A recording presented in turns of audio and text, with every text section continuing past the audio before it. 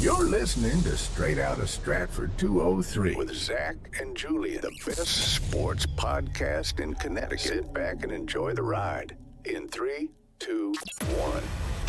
Straight out of Stratford, slinging takes like Stafford, talking all the big games, have a beer right after. When it comes to the facts and the stats we provide, better know that our names will be up in the rafters.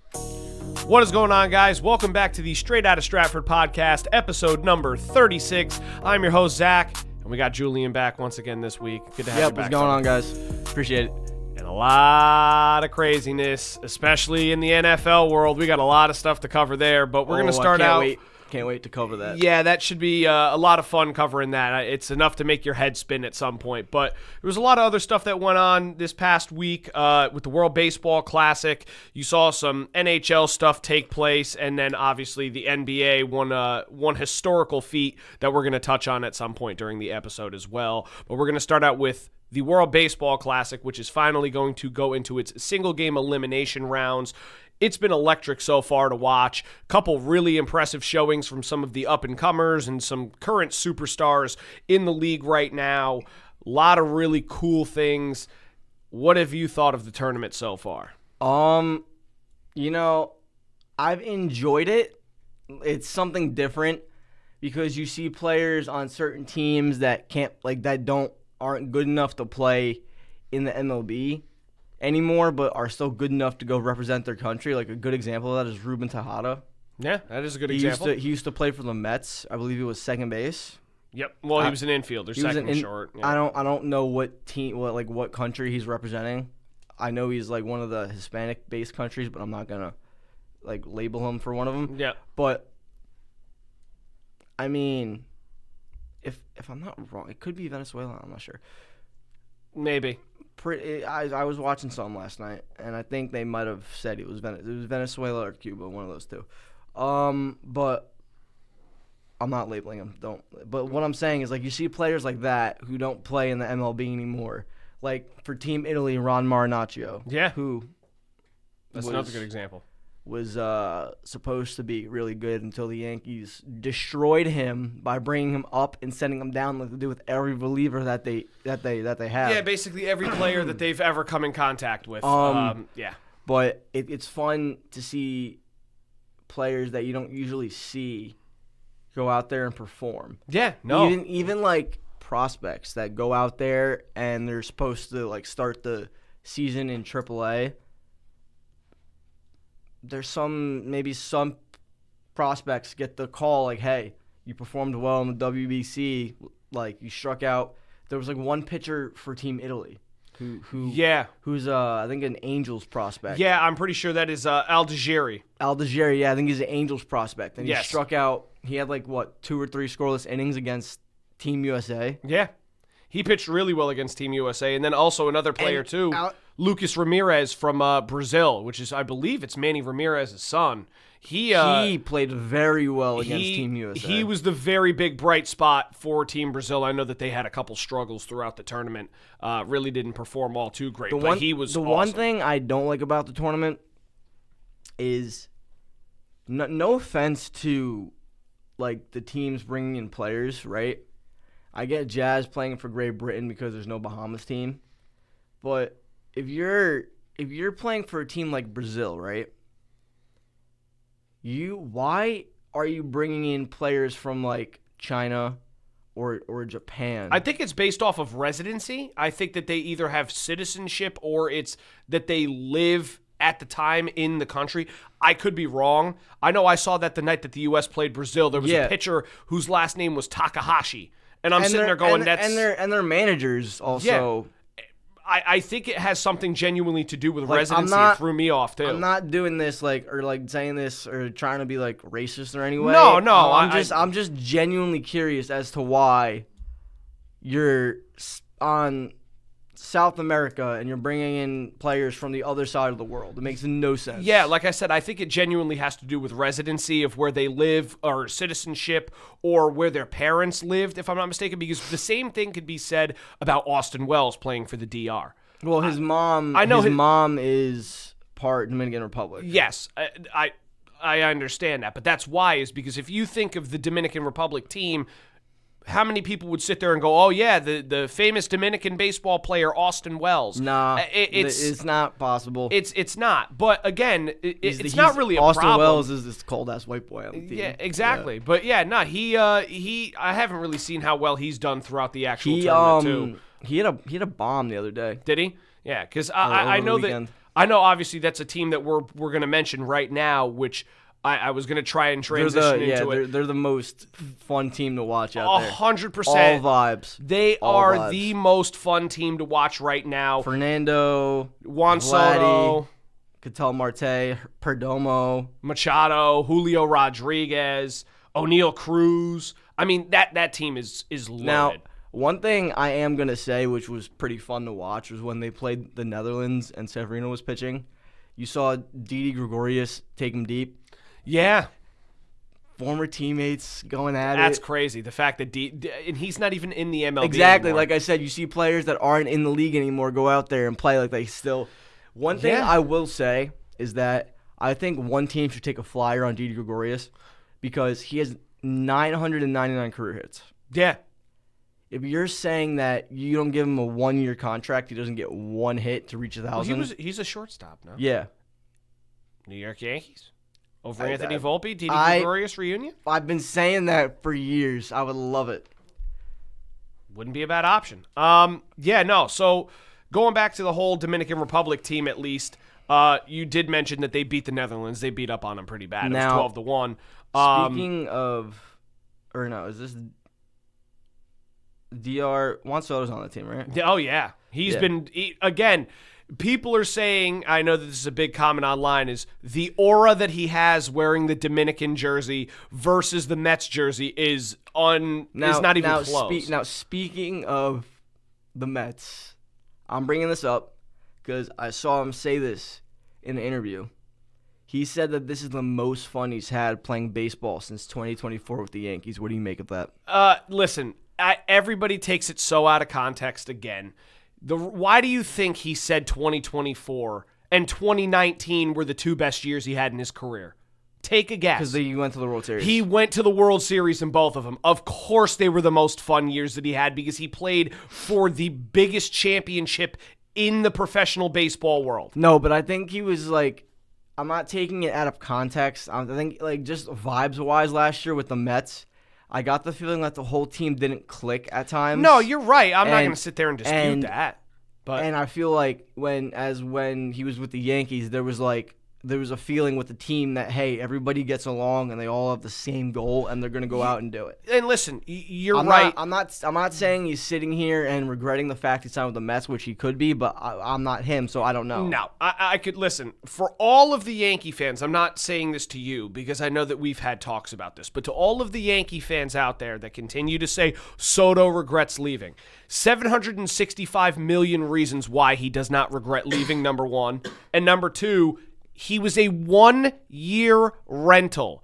Get over it. Listen, I'm a Mets fan. Was I pissed about Alonso leaving? Absolutely, but I'm over it now. I'm over Diaz leaving. I'm over it.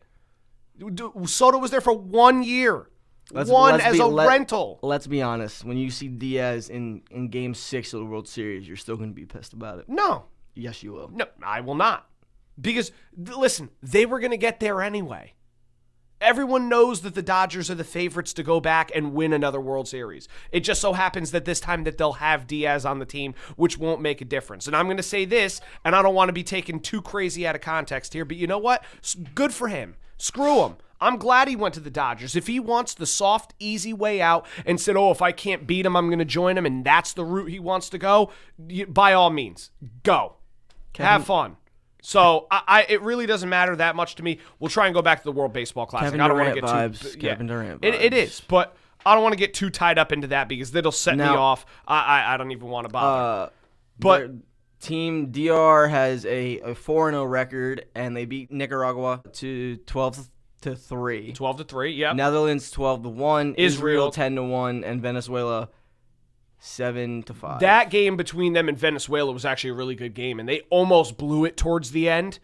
They had I believe it was the bases loaded, and there was a ground ball hit to the pitcher, and he overthrew the second baseman trying to turn a double play to end the game, and it put Venezuela within a 7-5, a 2-run deficit, and they still had runners on with 1 out, and then they ended up getting out of the inning. What a game, though. That was insane. Now, that was a game. That was a great game. Now, another team that has been surprisingly well this tournament, which you couldn't really have predicted, was Team Italy. Yeah. They kind of just came out of nowhere. They're 4-0. They beat the U.S. They beat Brazil, Great Britain, U.S., and they beat Mexico. That game, I watched the whole thing, too. Vinny Pasquantino. The Pasquatch. Wow. 3 home runs. It sets a record for most in a single World Baseball Classic game. The Pasquatch. I guarantee you, his energy was through the roof drinking the espresso in the dugout after he hit all 3 of those home runs. So that was also awesome to watch. I feel like a lot of people really didn't give them a fair shake at the beginning and said, Italy's in the tournament. They're not amongst the likes of teams like Nicaragua, Venezuela, the DR, U.S., Japan. Well, what you're seeing, right, is you're seeing from Team Italy, you're seeing a lot of younger prospects that are coming up that are from Italy, like Bryce Eldridge, Kyle Teal, and some other players that you haven't really heard of, like, let me see. Miles Mastrobuoni. I know Mastrobuoni. I believe he's with the Seattle Mariners. I think He like you see other players that like you don't really know or hear of. Mm-hmm. John Brady was with the Yankees 2 years ago. Kyle Teal did get hurt, which was unfortunate. Yeah, but he's up and coming, and he's going to be a very good player. Same with Caglione. Caglione's going to be nasty for San Francisco. He doesn't play for San Francisco. He plays for Kansas City. Kansas City. Yeah. He's another one. I said Bryce Eldridge. I don't think Bryce Eldridge is on Team Italy. But the thing is, though, a lot of people really didn't give them, like I said, a fair opportunity to compete when, like you mentioned, it's a lot of young, up-and-coming guys that were very wanted by MLB teams. Like the demand was there for them. And then they're making names. Their pitching staff is also there. Yeah, Aaron Nola, Michael Lorenzen. Yeah, Michael Lorenzen's there. Then obviously the big game from Algieri, who pitched really well. Ottavino in the bullpen, which. Listen, I can't believe I'm even saying that name in a good way because for the Mets, I could not stand him. But he's actually pitched fairly well in the tournament. So, again, Italy definitely has been a team that a lot of people did not expect to be there. They always, talk about the major teams, like I mentioned, the DR, Japan, U.S. So the fact that they're 4-0, good for them. I was happy that they beat Mexico to help the United States advance, too. I would thought that was going to be a close game. Well, speaking of the United States, you have them down as a disappointing team. I'm not gonna say they weren't really that disappointing. Here's why I will say it. The reason why I think that they've been one of the more disappointing teams. Now, granted, you could have put Nicaragua on there because I know a lot of people said that they should have gone a little further, and they kind of fell off at some point. Same thing with Mexico. Can I take a guess? Is the main reason Mark DeRosa? No, well, it's part him, but here's the way that I'll kind of go into it. So the game against Brazil, they beat up on them. Yep. Not really surprised. Brazil was one of the least favorited teams in the tournament. People knew that they really weren't going to have much of a chance. That's a team that was compared to like a team like Italy. They thought they're just playing in the tournament for fun. They're not really going to make a run at all. I wouldn't even be surprised if they get eliminated. It is what it is there. Then they come out against Great Britain, and in the Great Britain game, they struggled for like the first 5-6 innings. They couldn't get any hits, and then in the matter, I think it was the bottom of the bottom of the 6th inning, they come out and they score 5 runs, and it's like, okay, where was that for the first couple innings? But it was a lot closer than people expected. Same thing again against Mexico, except the roles are reversed. They score 5 runs in the first 3 innings, and then the rest of the game they score nothing. When this is a team. Look at the roster. I mean, you got Judge, Harper, Bobby Witt Jr., Kyle Schwarber, Cal Raleigh, Alex Bregman, Gunnar Henderson, Pete Crow Armstrong, Byron Buxton, Roman. I mean, the list goes on and on of not just good players, superstar players. and you're struggling to beat Great Britain. You are struggling to get hits against Mexico. And then they come out, and for the first, again, what was it, the first 6 innings again? 5. They're losing 8-0. That's, for a team that's loaded with as much star power as they have, that is a disappointment. Now, in the Mark DeRosa part of it, why do you have Paul Goldschmidt starting at first base in a game against Italy where you need to win to guarantee that you advance? And you have Bryce Harper on the bench. Well, why? All I'm going to say is that Mark DeRosa should not be the manager for the next tournament. No. Because before the game, he went on a podcast or talk show and said, hey, we already clinched a spot in the elimination stage. No, you didn't. But that's my point is he thought that he was in already. You're 3-0. You didn't win. You didn't clinch a spot. I know. And that's the thing is his awareness, the fact that and then that had to do with why he played Goldschmidt and some of these other guys because they thought they were in. I get there's a pitch limit, not limit, but when these teams are sending their guys out to go play for the WBC, there's a certain expectation that they're expected to get. Mm-hmm. No offense to what I'm about to say, just because it may upset you.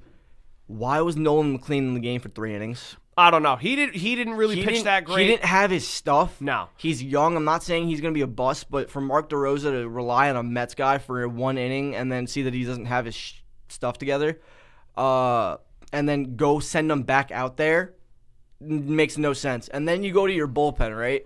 And you bring in Ryan Yarbrough, which I'm a Yankee fan, and I'm saying this was a huge mistake. Absolutely never should have entered that game. No.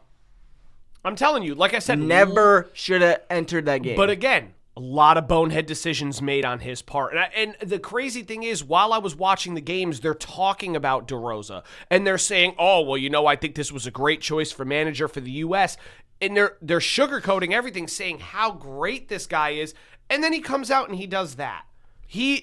No. What they should have done, I get they have to play everybody, but you saw how well they played defensively against Mexico. You should have brought that same roster, same lineup, put it in the next day for Italy. Well, what I want to see from them now going forward is play your best players. Second base should always be Bryce Terang. No. No? If it comes down to the most important game and you're in the playoff, move somebody from short to second. Why don't you put Gunnar Henderson at second base? He's an infielder. I would rather have Witt and Henderson as the starting infield, and that's not a knock to Bryce Terang. It's just you want the best talent on the field. Or do it where they feel comfortable playing. Do you move Henderson to third and Bregman to second? Again, but that's my perfect point. That's exactly what you can do. You can put Bregman at second, Henderson at third, and put Harper at first. Yeah, and if you want to win the game, it's very simple. Now that you're in the playoff stage, you need to win. One loss and you're gone. So if you want to win, put your best lineup on the field, even if it means putting one guy who's not really accustomed to that position. I mean, he's an infielder, so he can play the infield. But it's not like saying take an infielder and throw him in the outfield. But one thing I will say from Team USA is that once they score 1 run, they kind of they may lack the hits and stuff until they score, but once they score, you see that there's a different energy with the. Once they put up 1 run on the board, you can tell that they're determined to go win. They were down 8-0 to Italy, and in 3 innings they put up 6 runs. Yeah, that's almost unheard of in an MLB game. Yeah, I feel like sometimes they get too complacent though, and then other games when they're down and they score a run, they know that they can come back against anybody. Yeah. And they have the talent to do it. They do, and they almost did against Italy. Yeah, but again, they cannot come out and play like they did against Italy in the first half of the game. Another thing, right? Mark DeRosa pinch hit Harper for Goldschmidt in the 8th inning, I believe, when the bases were loaded. You're not going to go out there, send a guy like Bryce Harper out there as a pinch hitter when in his career he statistically has not really done that. No. So you don't have a good sample size of him coming off the bench and taking it at bat. They should have never had him out of the game anyway. He should have been starting at first base. I don't understand where the mentality comes from to play Paul Goldschmidt. Goldschmidt should have been if Bryce Harper gets hurt.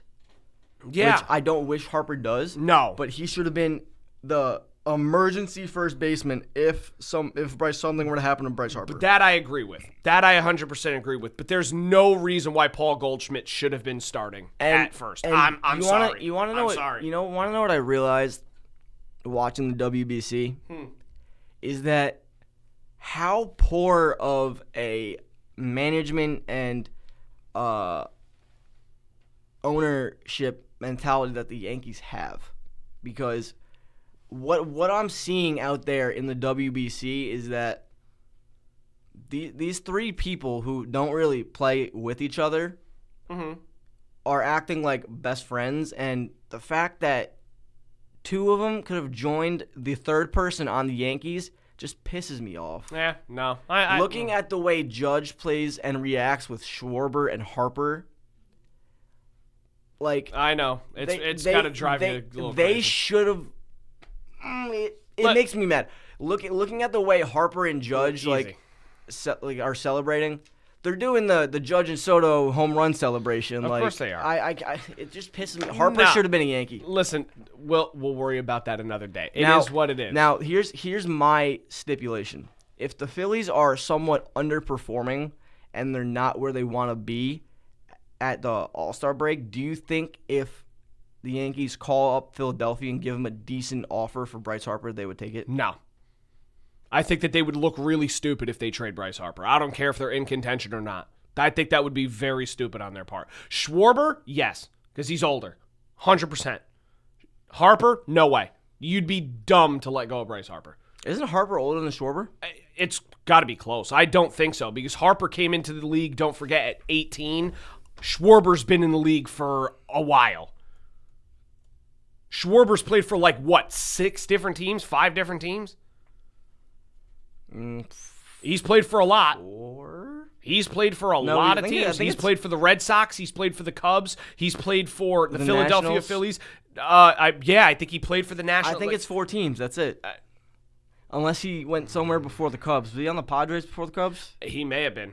Let's see. Kyle Schwarber age. I don't know how old Schwarber is. He is how old? 33. And Bryce Harper is also 33. Oh, they're the same age. Why do I feel like Bryce Harper is so much younger than that? Because he came in the league at 18 years old. Yeah, it's wild. The fact that he's been in for 15 years now is kind of crazy. And he's 33. Yeah, that's wild. But anyway, we'll kind of go off that. One final thing I am going to say is this is now by far the most not outrageous statement, and if anybody argues this, they are delusional. Bobby Witt is the best shortstop in the MLB. Oh, yeah.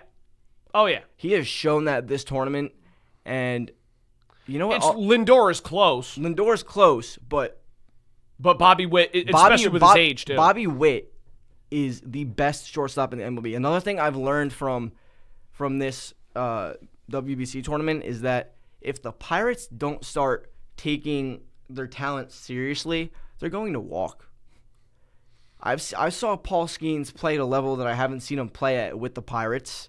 That dude's nasty. Paul Skeens is disgusting. Nasty. Yeah, that dude is gross. That's insane. But you saw the way and how he, the emotions he had when he saw Bobby Witt make the play. The way he smiled, that I've never seen him that happy in a baseball game. Because he's never had that before in his career. Exactly. And even Livy Dunn posted that meme where it's the dude walking with his girlfriend and he's got his head turned over his shoulder, staring back at the other. I've seen it's Bobby Witt's face. I saw another meme Paul Skeens smiled at Bobby Witt in a way that he's never smiled at Livy Dunn before. That's the truth. Paul Skeens loved all of the effort that he got from Bobby Witt that night, and very much so. But those were 2 amazing plays. You can't blame him. Yes, they were. They were incredible. Well, same thing with Machado at third base in the tournament, too, making on the back-to-back batters, making the same patented running out of, in foul territory, gunning across, throwing the guy out at first. But that's Machado's signature I know, throw that's right patented there. Machado. It's patented Machado. That's disgusting. But for Bobby Witt to lay out full extension, get on a knee,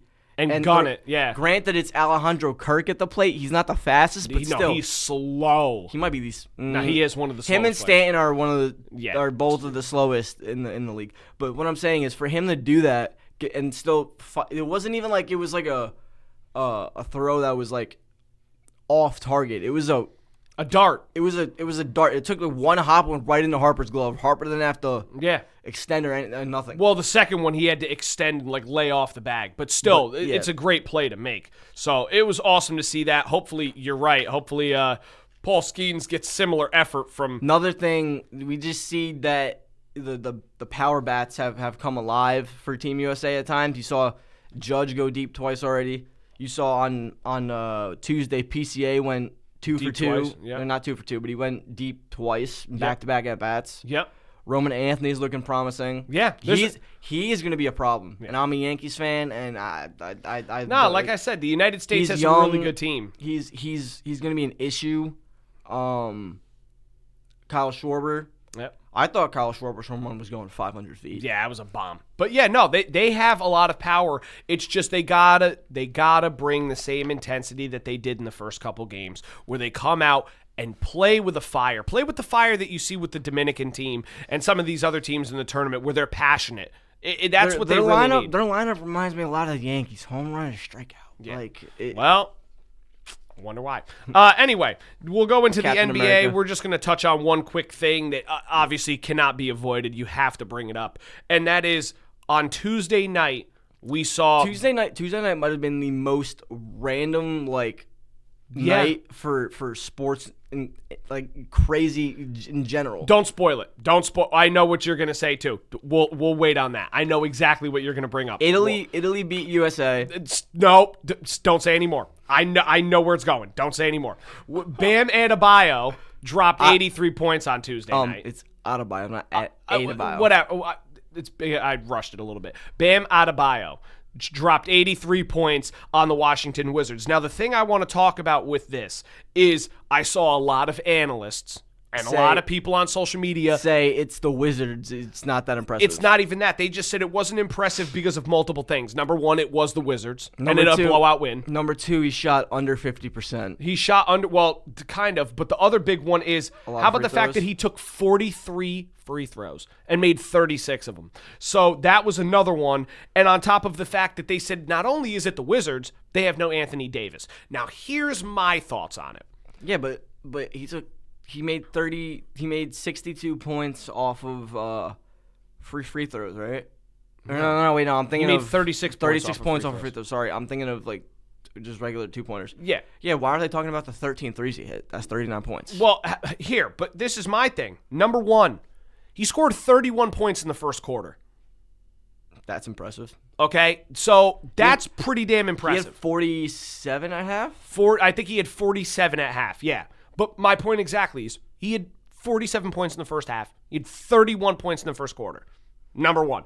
Number two, it doesn't matter who played or who they played. You are in a professional basketball league. This is the NBA. They are all professionals. It's not like he played a team from Planet Fitness. Okay? This is the NBA. It's not like he played in Shanghai. No, this is the NBA. This is the premier basketball league in the world. That's number two. Number three. Now, I know a lot of people were saying, oh, well, it's never going to compete with the Kobe game. And you know what? You may be right.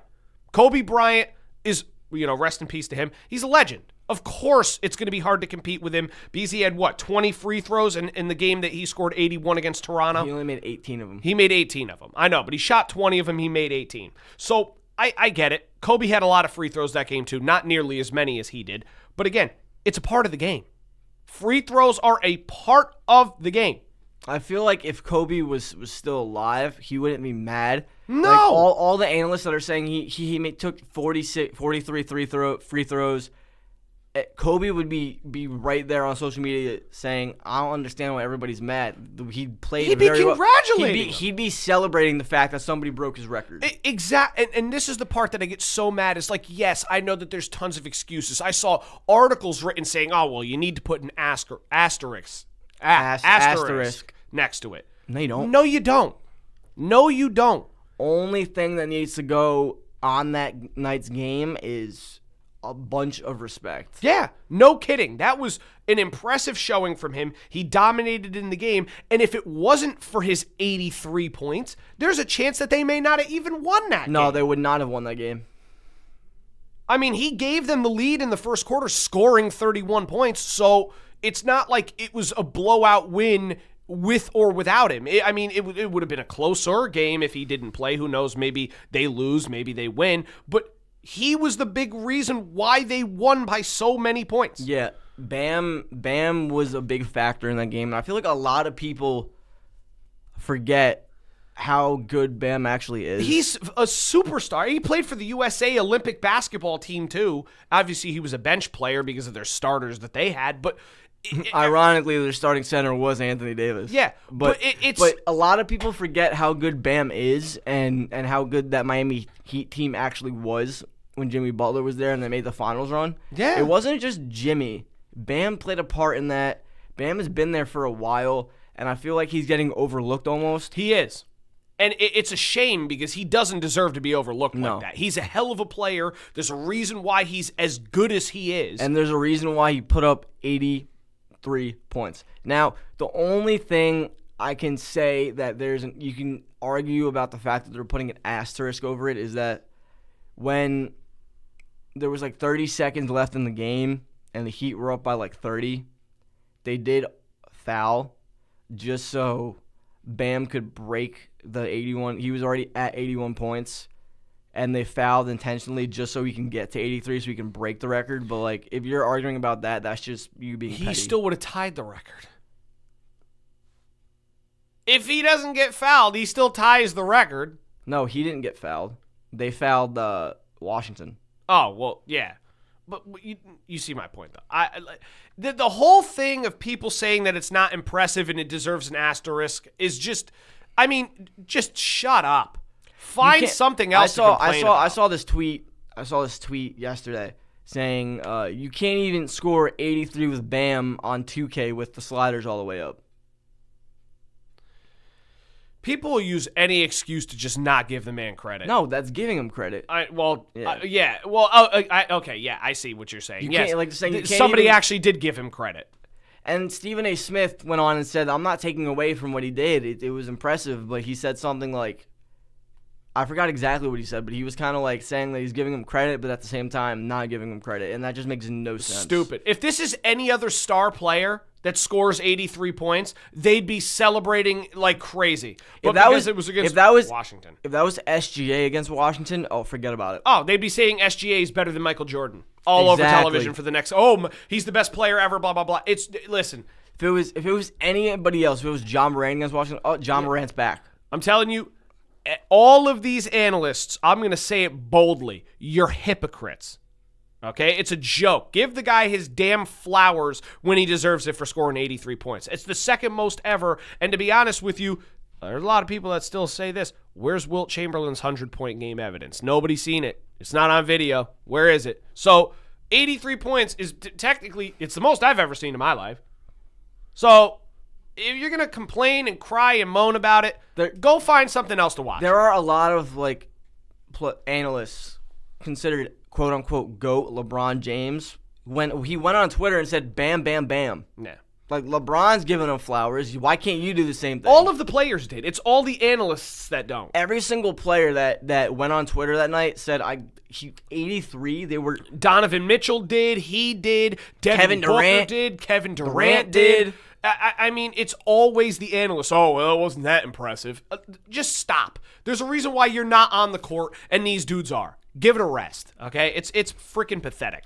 But anyway, that was the big NBA news we wanted to talk about. I'm going to bring up one other thing, which is NHL related real quick, and then we'll go into some football talk because that's the thing I wanted to talk about the most today. A lot of crazy stuff with NFL free agency that we've seen over the past couple days. But just one little quick snippet I'm going to throw in about the NHL, and that is the resurgence of the Buffalo Sabres. I don't know how much you know about this, but I've looked deep into it. What an impressive turnaround they've had. They started out the season 11-14-4, sitting at the bottom of the Eastern Conference on December 9th this year. They are currently sitting in a playoff drought of 14 years. It was looking like it was going to be 15. And they ended up firing their GM, Terry Pagula, on December 15th after having as bad of struggles as they did. Since December 9th, and after the firing, they are 29-5-2. And they are second in the Eastern Conference now. So what we wish the Rangers would have done. Yeah, right. Even though the Rangers have been on a tear the past couple nights too. But just regardless to Buffalo, like I said, they start out that bad, and they've turned it around. They went from the bottom of the Eastern Conference to the top, and they sit maybe a couple points behind Carolina right now. But there's big reasons why. Depth scoring. You have 10 players on your team with 30-plus points in a single season. With Tage Thompson, Rasmus Dahlin, Alex Tuck, Ryan McLeod, Josh Doan, Jack Quinn, Jason Zucker, Matthias Samuelsson, Bowen Byram, and Peyton Krebs. All of them have 30-plus points. They're the only team in the NHL to have that right now. The next closest team has 8 players with 30 points. And they still have more games to go, and a couple guys are just shy. They may end up getting to like 13, 14 guys over 30 points, which is impressive. Also, shorthanded. They rank 4th in penalty kill effectiveness, 82.5%. Incredible. They lead the league in shorthanded goals with 10. That's another big reason. Goaltending. Save percentage is .915, and they allow 2.58 goals a game in that stretch. Their goaltending's been ranked at the top of the league over the past couple of months. And then on top of that, the win streak. They had a 10-game win streak earlier this year. They're currently riding an 8-game win streak. They're the only team to do that this year, too. And the last time I think they did any streaks like that, it was the 74-75 season when they made it to the final. So this team, I had to bring this up. They've been the talk of the NHL. People are even considering them right now as possible Stanley Cup favorites out of the East. Unbelievable turnaround from Buffalo. Something that the reason why I kind of brought it up is it's something I wish the Rangers could have done. But again, they've been playing much better, so I'm not going to really harp on them all too much. But again, it's very, very impressive stuff from the Buffalo Sabres. It's great to see a team that hasn't made the playoffs in 14 years play as well as they have, and they're definitely basically a shoo-in to make the playoffs, so it looks like their playoff drought will be over. But I had to bring that up. Very impressive stuff from them. So not only do you have Bam Adebayo's 83 points, you also have Buffalo Sabres turning it around to great historic feats. Obviously one from an individual, one from a team aspect. But again, definitely something I had to bring up. But the main stuff that we're going to be talking about is the NFL free agency period, which kicked off on Monday. A lot of crazy moves that took place. It has been, like I said probably at the beginning of the episode, an absolute head spinner with the amount of moves that have been made. I saw this online, and I'm kind of agreeing that NFL free agency or tampering day one is better than any other sports free agency day one. 100%. Off the bat. Yeah. I mean, day one, we saw so many moves that every time I refresh my phone, page, yeah, it's like another move popped up. You refresh again, another 2 moves popped up. You refresh again, another like the whole day, just move after move after move. I'm telling you, as somebody who's like me and you do, where we're doing our research to make sure that the podcast comes out as good as we possibly can. If we were to talk about every signing that was made on the first day, we'd be here for 3 hours. No, we'd be here for 5 hours at least. I mean, there were so many, especially, and that's one day. I mean, we have some on here that were from day one. We have some that happened that were trades like right before. And then we have others that happened as late of yesterday. So yeah. We're going to start out with the first one, which I know obviously a lot of people already know about, the Trent McDuffie trade to the Rams from Kansas City Chiefs. The reason why I'm bringing it up again is they did extend him. They gave him a 4-year, $124 million extension after the trade, so they lock him up for a little bit. But the other reason why it is brought up is not only did the Rams bring in one corner from Kansas City, but then during the free agency period, right when it started, they signed another Kansas City free agent, cornerback Jalen Watson, to a 3-year, $51 million deal. Now, I'm not happy. I'm thrilled. You should be thrilled. Of course, I know I should be thrilled. I'm not thrilled at all. Because you want to know where the other landing spot would have been for McDuffie? The New York Giants. Yeah. Sorry. If we got. Sorry. But yeah, no. Shut up. It's obvious why the Rams have definitely explained after falling short to Seattle last year, that their intention was to go all in with Matthew Stafford coming back next year. Basically something similar to what we saw them do in 2021. Now, after all of these moves have been said and done, my question is, now with all of this, should the Rams be considered the favorites to win the Super Bowl next year? Yes. I will also, not all biases aside, genuinely. I know I say it and then I may not mean it. I'm genuine. I think that they are, just based off of the fact that, again, you finish as the number 2 team basically in football last year, losing to Seattle, who ended up winning the Super Bowl and beating up on the Patriots. So they basically finish as the number 2 team. Seattle got worse, which we'll talk about, especially in the next part. In the next part, we will. And the Rams fixed their biggest issue, which was their secondary. And they add an all-pro corner and then another corner who is an up-and-comer and extremely valuable to the Kansas City defense and was very good for them last year. Now they add him on the opposite side. They are going to have a much better secondary. Right now, it's looking like their secondary is going to be McDuffie, Watson, Witherspoon, and Emmanuel Forbes. That's going to be their 4, with Darius Williams retiring, and Kobe Durant actually signed a deal with the Dallas Cowboys late last night, so he will be leaving on a 1-year, $5.5 million deal. Now, what I don't understand is everybody's talking about, oh, Seattle got worse, this and that. But another team that got worse, but no one's really talking about, is Kansas City. Well, no, we will be talking about that too. We're actually going to be talking about it right after. I know, but their defense, they lost 2 out of their, from what I've seen, they've lost 2 out of their 4 cornerbacks that they have on the roster, which they lost a couple defensive linemen as well. A couple defensive linemen have said they've gone to other teams. It makes no sense. Well, the thing is, me and Mike talked about this last week, obviously, when you weren't here, is Spagnuolo being the defensive coordinator with Kansas City. They always have a plan that if they lose top talent, that they will focus solely on that in the draft, and they draft players for some reason that fit into their system. Even the year that they won the Super Bowl with Spagnuolo, their big thing was they lost a lot of defensive guys the year prior, but then proceeded to draft rookies and pop them immediately into the system, and their defense was super effective. So they will find a way. I think one of their linebackers, Leo Chenal, is still a free agent. I'm pretty sure somebody signed him. I think the Washington Commanders signed him. If I'm not mistaken, I saw that a couple days ago, yeah.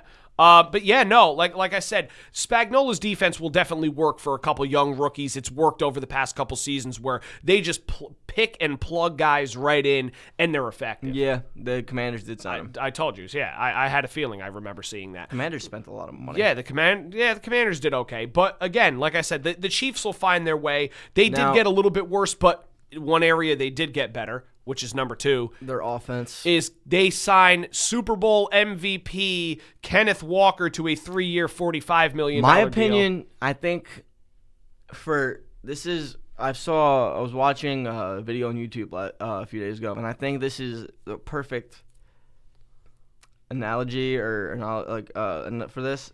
I'd say if you had said after the Super Bowl that the Seahawks were going to let Kenneth Walker walk, which, bingo, I did. You would have been crazy to think that they would have let the Super Bowl MVP walk, especially when Zach Charbonnet is not going to be playing at all next season, most likely. You're not having a running back. By not having a running back, you're not seeing them have much success, which we'll talk about the Seahawks in a second. But if you think that, I think the contract from Kansas City was a great move, because the last time they've had a really star-studded running back that I can remember was Jamal Charles. Yeah, you could say they had Pacheco, but he wasn't really good for that long. Damian Williams, when they won their first Super Bowl with Mahomes, the running back that got robbed of MVP. Yeah, Super Bowl MVP, that was Damian Williams. Williams, and then there was another one. There was, I guess Kareem Hunt was good before he got cut. Well, yeah, and even Kareem Hunt's still there now, too. Yeah, but there's no saying that if Kareem Hunt didn't get cut, he would have been way better than he was. Yeah. best kicker in the league. Man. Sorry, that was Just go back into the point. but like Jamal Charles was the last running back that they actually had that was good.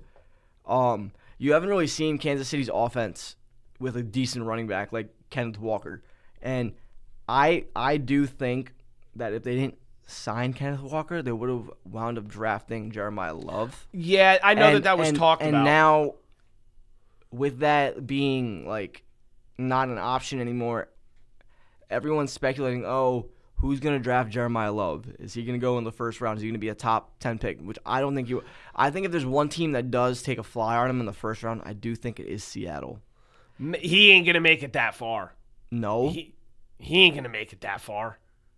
You think he's going to go with the 32nd pick in the first round? No. Hell no. I don't think he's I don't think he's going to make it that far. I think Seattle could. And the reason why I'll say that is because there is a certain team that I know that loves to do that type of thing and take somebody when nobody expects them to.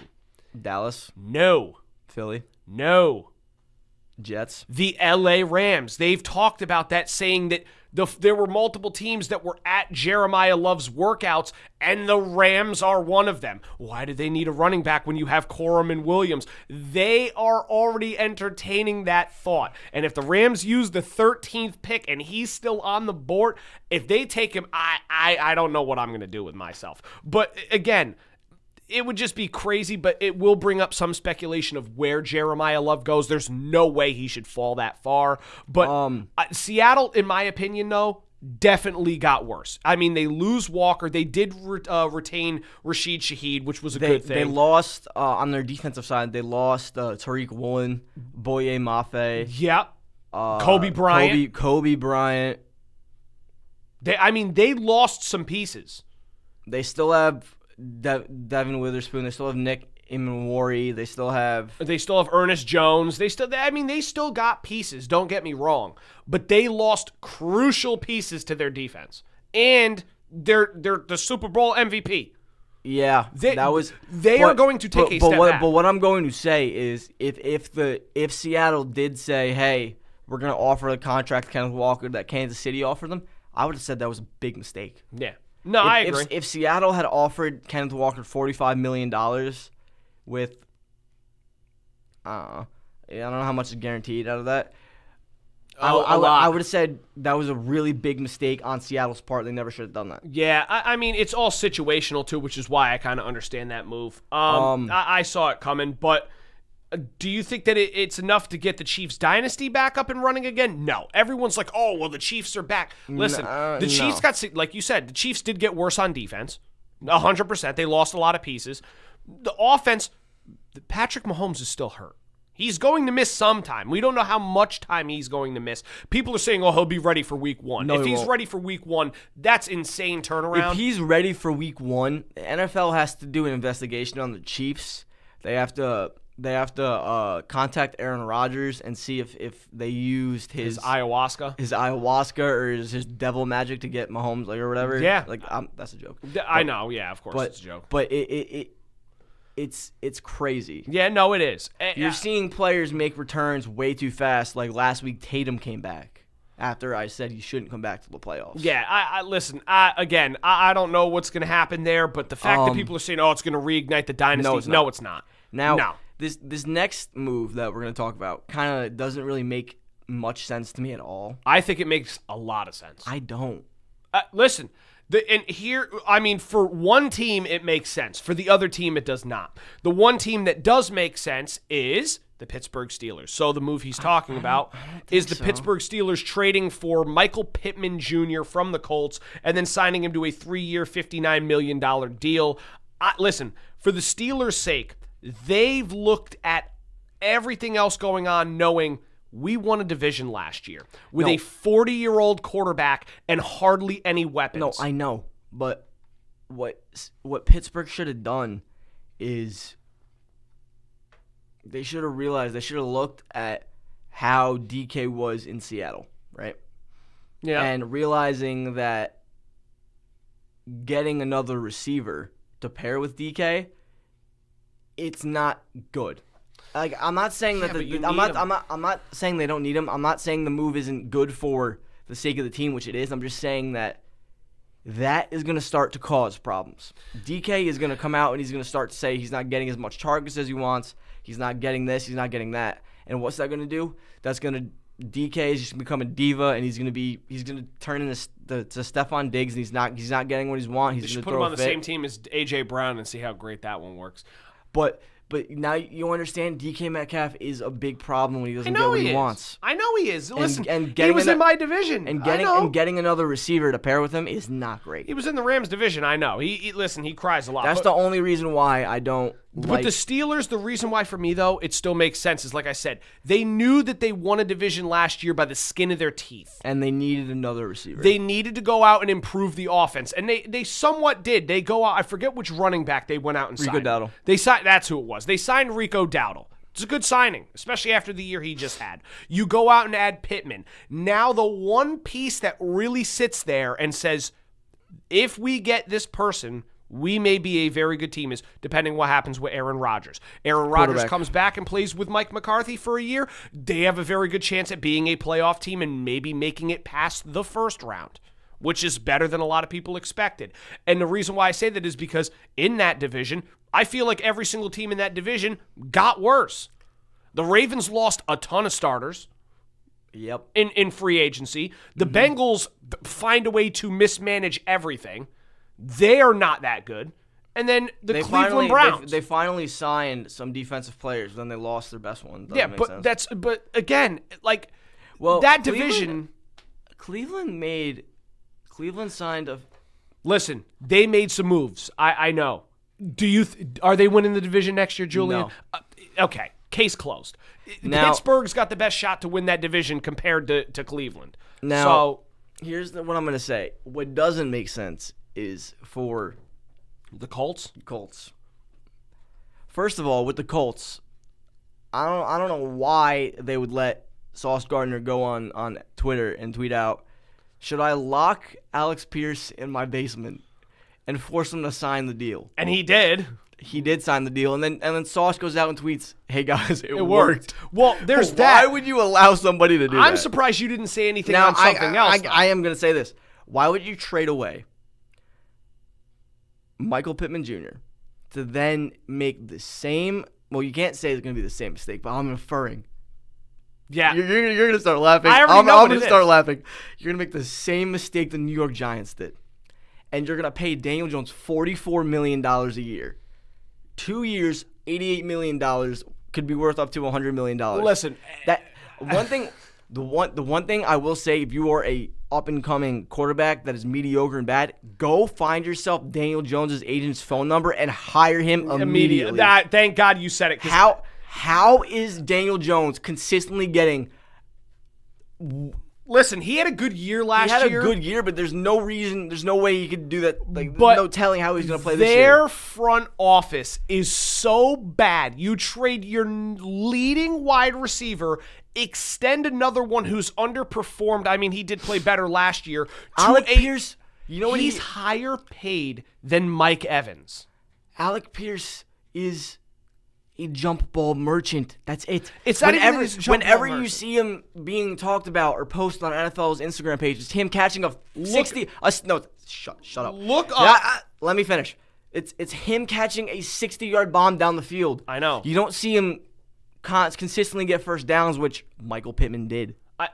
Look up how much he's getting paid per year in regards to other receivers, and look at some of the names under him. They overpaid him, and then proceed to overpay Daniel Jones after he just tore his Achilles. It's a career-altering injury. He may never come back normal. Some people do, some don't. But you overpay Alec Pierce. You overpay Daniel Jones. You can't, and you trade Michael Pittman. You can't say that because Daniel Jones tore his ACL with the Giants, and he came back perfectly fine. But after now an Achilles injury too, you think he's going to come back and move around the same way?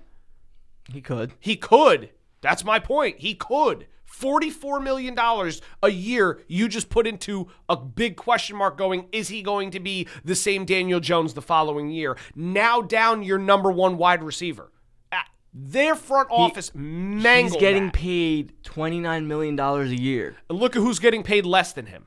You're telling me some of those names? His contract is comparable to T. Higgins, DJ Moore, and Terry McLaurin. You're telling me he's better than those guys? Nope. No.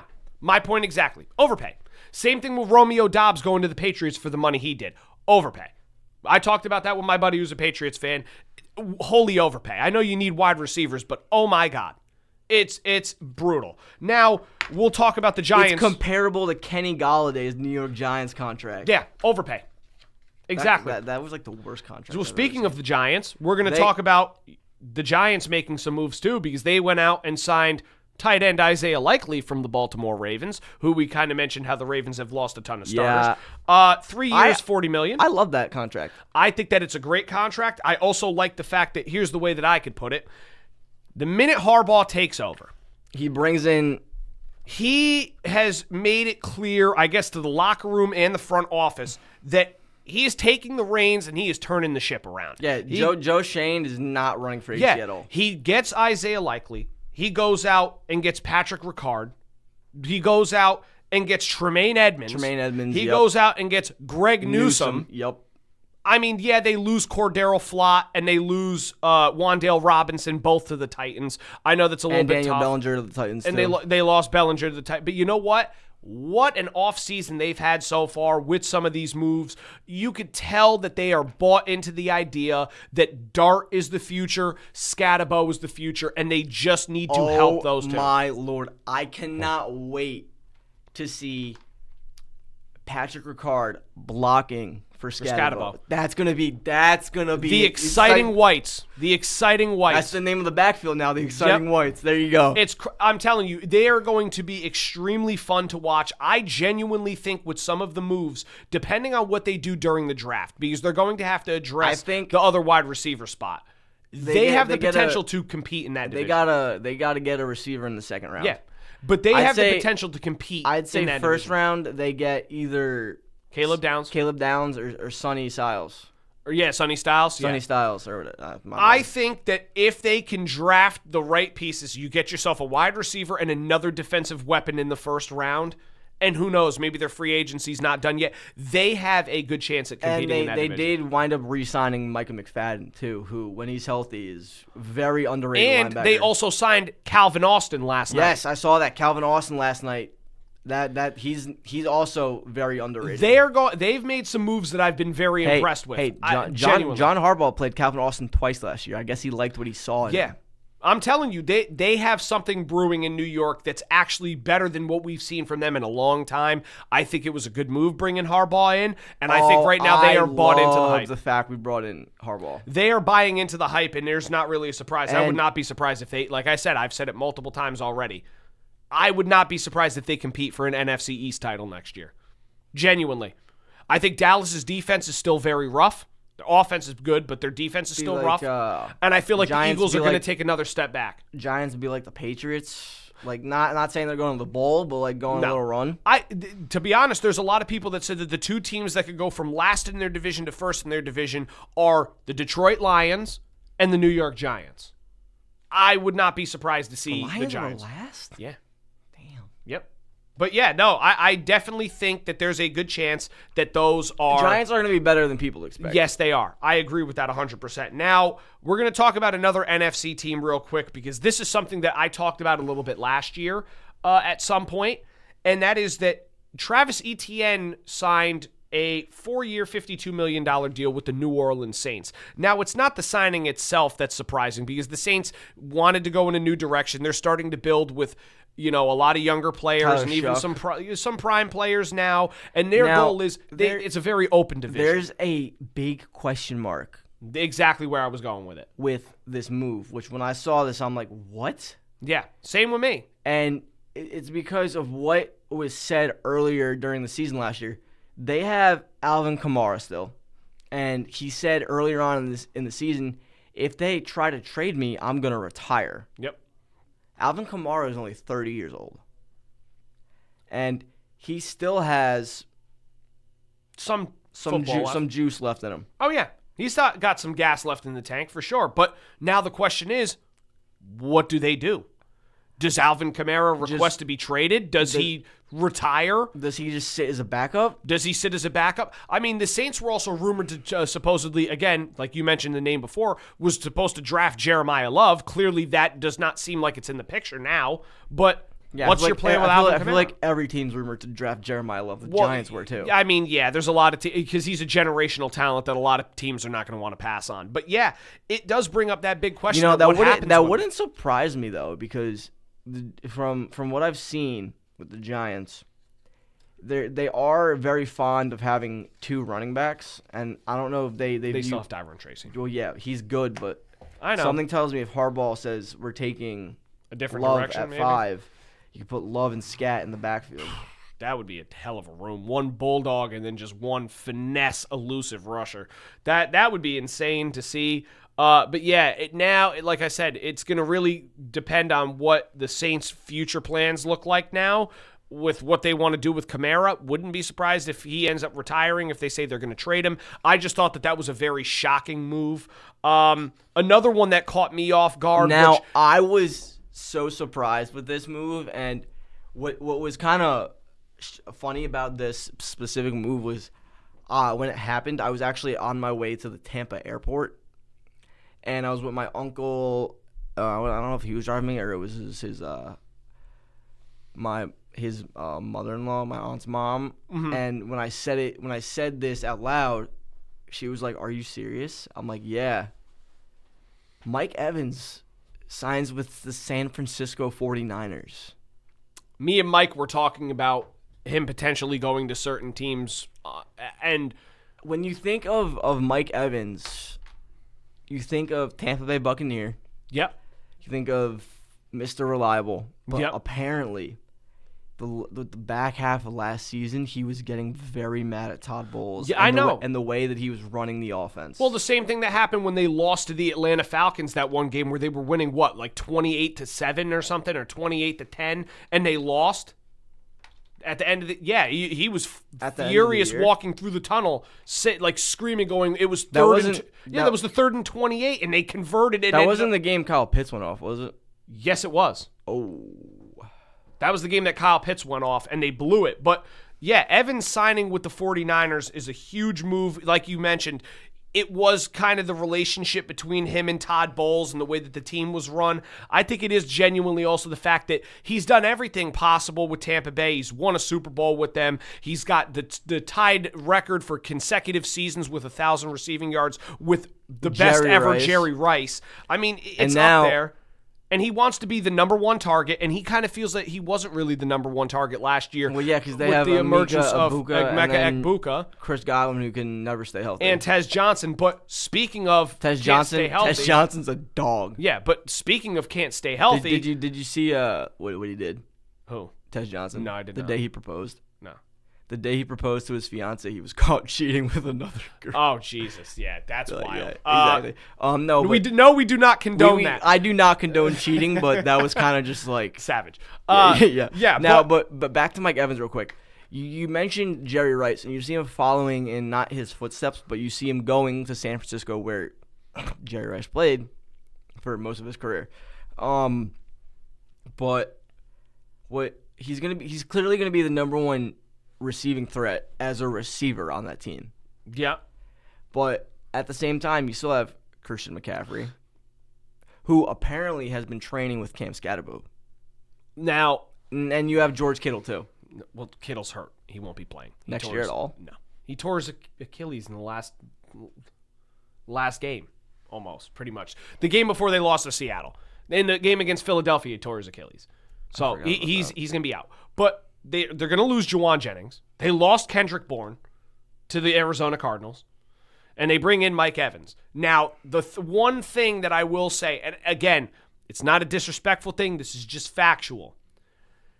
It could not be more fitting that a guy like Mike Evans, who has struggled with injuries, joins the most injury-prone team in the NFL. That dude's leg is going to be like a chicken, or like, what is it? Like ribs falling off the bone. Like Cam Newton's. Yeah, by week 4. Has he not seen the whole practice facility theory with the electrical thing? I'm telling you, their entire team is going to end up being hurt by week 4 next year, including Mike Evans. The San Francisco retirement home. This is the San Francisco IR. When I saw that, at first I was like, damn, it's got to be the same division as the Rams, right? Of course it's got to be the 49ers. You know, it looked like Seattle's starting to take a step back. The Rams have really improved. I'm sitting there going, wow, the division could be very favorited. I mean, it still is, but then San Francisco makes a move like that. If he stays healthy, they added an absolute dog as their number 1 wide receiver. Oh, for sure. But that's if he can stay healthy, which he did not stay healthy at all last year, which is why his record for consecutive seasons with 1,000 yards snapped last season. Now, So you mentioned Seattle, and we're speaking of receivers. Is Cooper Kupp a free agent? No. He's still with Seattle? he signed a 3-year deal last year. I didn't So he know will be that. there for a little bit. Okay. But yeah, no. That was a now- very surprising one. The two that we're going to talk about now quickly. are not good. I'm going to say this again. I wouldn't say that they're good moves. They're very questionable. Well, only thing I'm going to say for the next one is that maybe it was just the system that he was in. Yeah. But Tua maybe. signing a 1-year deal with the Falcons, that makes no sense. None. Well, the Falcons have proven time and time again that they are a franchise With that no brains. that loves Injury-prone quarterbacks. lefty quarterbacks. Michael Vick, Michael Penix Jr., now Tua Tagovailoa. Tua turn the ball over. Listen, now we were kind of talking about I know we're talking about Atlanta. We see Malik Willis signing with the Dolphins after Tua got released. Which I love that move from Miami. Here's the thing. But I it was like an the move overpay. for Miami. Overpay. He played 6 games, and you gave him $67.5 million. He played 6 games and got himself a bag. He got himself $10 million for $11 million for every game he played. He got $67.5 million for playing 6 games. That's crazy. But obviously they knew they were going to move off of Tua. Mike wanted him to go to the Arizona Cardinals. We talked about that last week because Mike's a Cardinals fan. Yeah. But yeah, no, that was a shocker. But then they go and sign a lefty quarterback who's had a tough finish to his tenure with the Dolphins. And not just that, a lefty quarterback that has struggled with injuries in his career. I'd be surprised if you could memorize the Falcons playbook. He's one big hit away from never playing playing. again, yeah. And Michael Penix is one more knee injury away from never playing. They have Yeah. 2 lefty quarterbacks that are literally one injury away from it being a career. When you have an opportunity to go out and trade for Mac Jones, you have an opportunity to go out and sign Kyler I think Murray. Mac Jones is a free agent. No, he's not. He's No? with the 49ers for 1 more year, but they were saying that they were willing to maybe trade him. But again, there's other quarterbacks that they could have gotten, and they go out and sign Tua. I said Tua. it last week that they should have gone out and gotten Kyler Murray. Well, I think that would have been a great fit. that would have been a great, yeah. Bijan, Drake London, Kyle Pitts, Kyler Murray, they would have been legit. They would have been much more legit in a division that's really not that strong. And they blew it. And they go out and get Tua. I think that this was a crazy move. But again, Kevin Stefanski, it's just...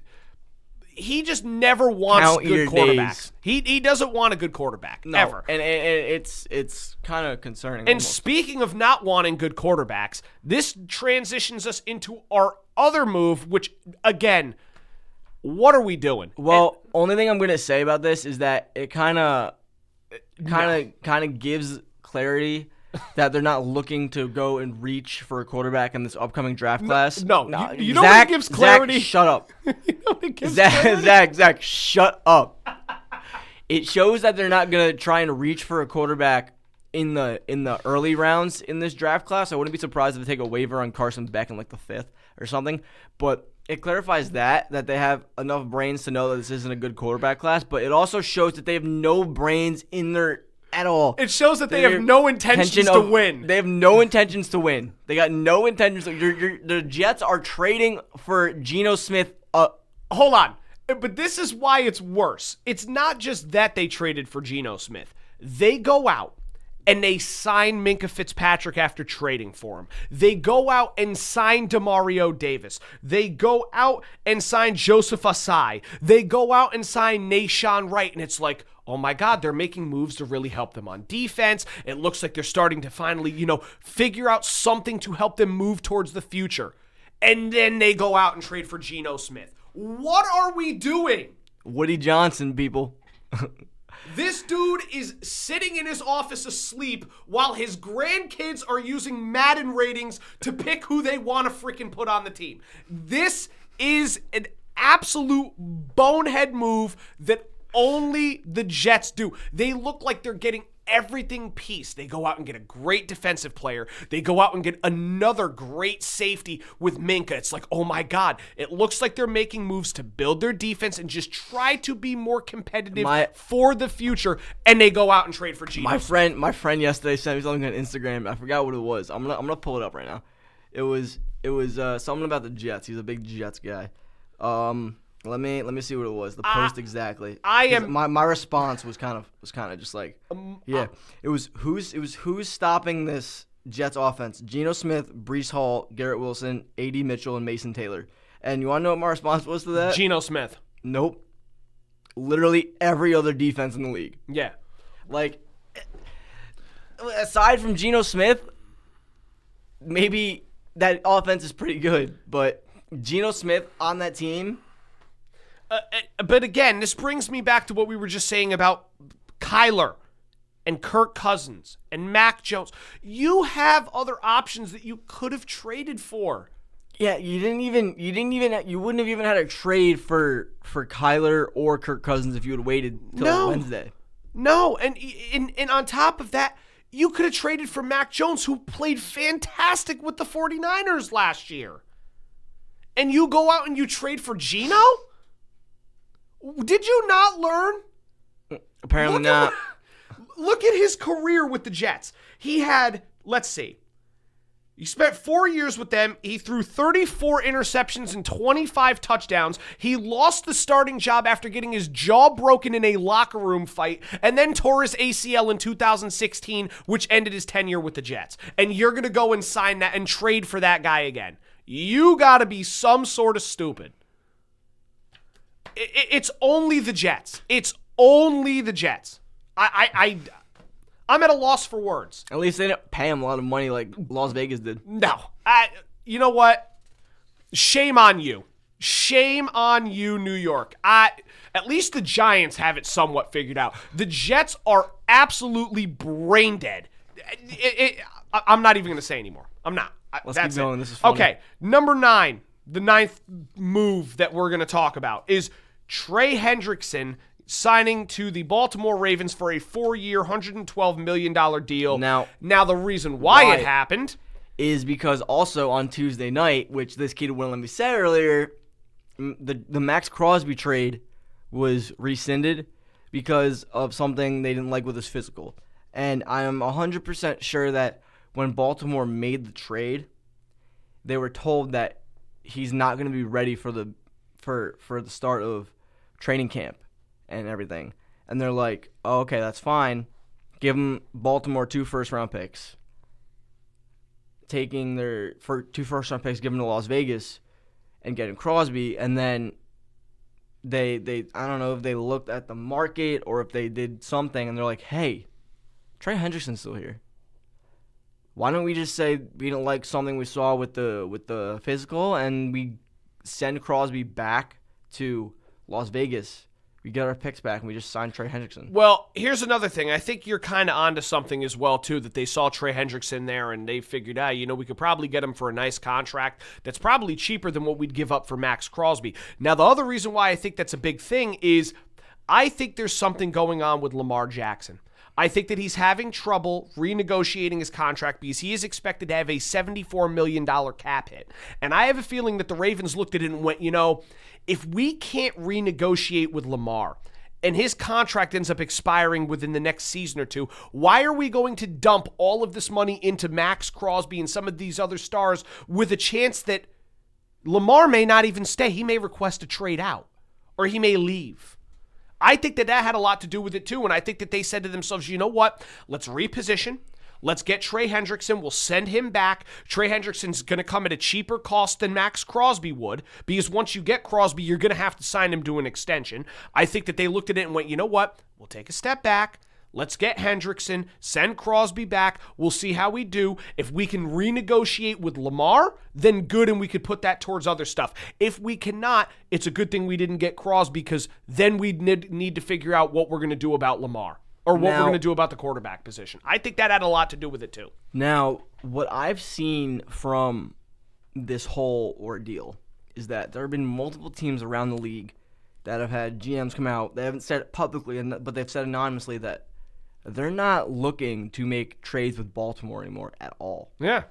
Well, Baltimore, like I said, I think, and this is the boldest take, I think that they were the biggest losers of free agency this offseason so far. It's not the biggest take. It's the no, there's a lot of people that'll argue. No, I've seen. It's not the biggest take. It's not the worst take. It's the most direct take that is not wrong. Yeah. But there are a lot of people that think that the teams that haven't made any moves, like the Los Angeles Chargers, you have all this money, you have an O-line issue. I know you're getting Slater and Joe Alt back. Didn't make a move. That doesn't matter. It doesn't matter at all. What makes they're not getting worse is what we're talking about. Well, how about here's another one though. Just sorry for interrupting. Again, how about the Jacksonville Jaguars? You lose ETN, you lose Devin Lloyd, you lose Greg Newsome. You're losing all of your pieces. Who the hell have they signed? They may trade away Brian Thomas Jr. No, they're not going to. They were saying that they're starting to explore the possibilities of it happening. But then they came out 2 days later and said that's not happening. They're just looking. No, as of yesterday, they said that they're taking calls. They never said that they're going to entertain anything, but they said that they're taking calls. So it could be a possibility. Then, you know what? If they're taking calls and you have a wide receiver on your team that's not happy because all of his friends have gotten taken, if you're John Harbaugh, you call up Jacksonville and say, what do you want for Brian Thomas Jr.? And you pair Neighbors and Thomas Jr. back up in New York. Yeah. And I think if they do that, yeah, the Giants might have, bias aside, maybe a little biased, they might have won free agency if that happens. but that's my point is I think that the Ravens have been the biggest losers so far, and especially with the Crosby trade because they're not getting the picks back. I heard that they have an issue going on right now where they don't know how the whole trade fallout is going to work for certain teams. They're not getting the picks back? I don't know. They said that they're trying to work it out. I have think no they idea. have to get their picks back. I don't know. It's depending on what happened because I guess it only was because of the physical, but the trade went through and then they canceled it. So I don't know. I could be wrong, but I'm hearing a whole bunch of crazy stuff right now that this whole trade is a mess.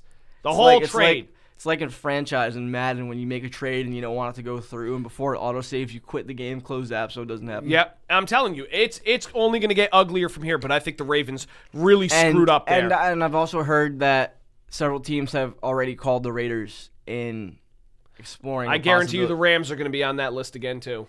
They already were before. You said this 2 weeks ago, and you know what team, I wouldn't be surprised, goes out and makes a big splash for Max Crosby? Who? The Detroit Lions. I would not be surprised. I would not be surprised at all. They need it right now, too. If they get Hendrickson, they get Crosby and Hutchinson on the same defensive line, woof. Yikes. Even Green Bay could be on that list, too. Because they got, no? Doubt it. I doubt it. I highly doubt it. They let go of Rashawn Gary, though. Rashawn Gary stinks. Again, goes to Dallas has no idea what they're doing either, but we're not going to talk about them. The last move that we're going to talk about before we close out the show is one that happened yesterday, a guy whose name we mentioned a couple times in the past few minutes, and that is going to be Kyler Murray signing with the Minnesota Vikings on a one-year deal. Now, I could understand why this one happened. Because after the year that J.J. McCarthy had, where he threw for 1,632 yards, 11 touchdowns, 12 interceptions, and a quarterback rating of a 35.6, I think it's fair to understand why this move was made. Well, all I'm going to say is people may say I'm just stupid. There are probably other teams that are making calls for Kyler Murray, but number one, he's getting paid $37 million from Arizona still. Yep. Number two, he could be phenomenal for the Vikings. Yeah. Number 3, if there were no other teams calling, it was either the Vikings or the Athletics.